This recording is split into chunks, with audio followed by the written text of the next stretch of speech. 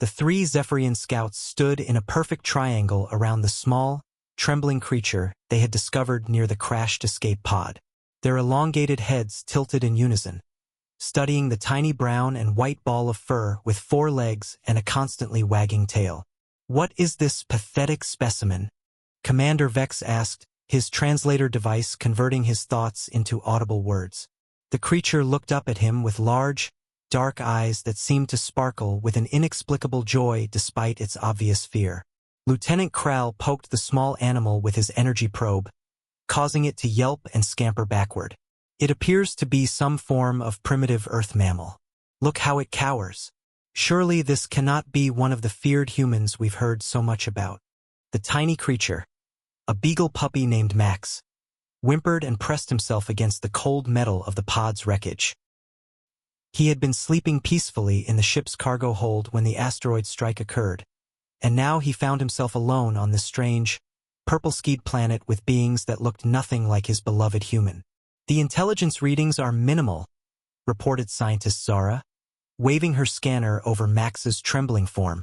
"Brain capacity suggests basic survival instincts only. No signs of advanced cognitive function or technological capability." Commander Vex laughed, a sound like grinding metal that made Max's ears flatten against his head. "So this is what the mighty human species protects, this quivering ball of weakness?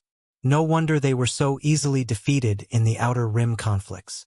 The aliens had spent months preparing for their encounter with humans, studying intercepted communications that spoke of fierce loyalty between humans and their companion animals.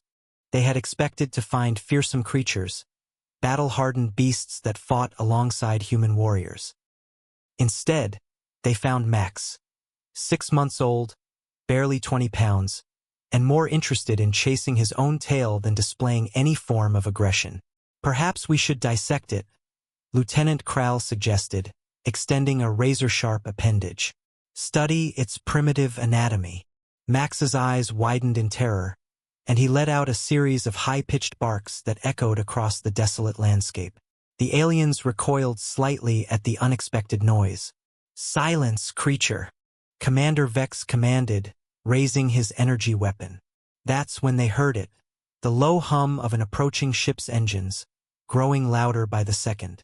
The aliens looked up to see a sleek human vessel descending through the atmosphere, its hull scarred from recent battles but its weapon systems very much intact. The ship landed with a controlled crash about 50 meters away, and its boarding ramp slammed down before the engines had fully powered off. A figure emerged from the smoke and steam. Tall, broad-shouldered, wearing battle-worn armor that had seen action across 3 star systems. Captain Sarah Chun stepped into the alien sunlight, her weapon raised and her face set in an expression of pure, controlled fury. Her eyes immediately found Max, still cowering near the wreckage, and something dangerous flickered in her gaze. "Step away from my dog," she said quietly, her voice carrying across the distance with deadly calm. The 3 aliens exchanged glances, suddenly uncertain. This human looked nothing like the weakness they had expected. The scars on her armor told stories of survival, and the way she held her weapon suggested she knew exactly how to use it. "Your dog?" Commander Vex asked, confusion evident in his tone. "Max," Sarah called softly, and the puppy's entire demeanor changed. His tail began wagging furiously as he bounded toward her, all fear forgotten. She knelt and caught him in one arm while keeping her weapon trained on the aliens with the other. "You were going to hurt him," she stated, and it wasn't a question. Lieutenant Kral stepped forward. "It's just a primitive creature. Surely a warrior of your caliber doesn't concern herself with such." The energy blast that vaporized the rock beside his head cut him off mid-sentence. "That primitive creature," Sarah said, standing slowly with Max cradled against her chest, "is family, and nobody threatens my family." The aliens finally understood why humans had been so difficult to defeat. It wasn't their technology or their numbers.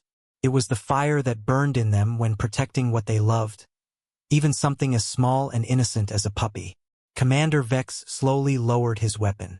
We meant no harm," Sarah's smile was sharp as a blade. Too late for that. The last thing the aliens heard was Max's happy bark as Sarah's ship powered up its weapon systems.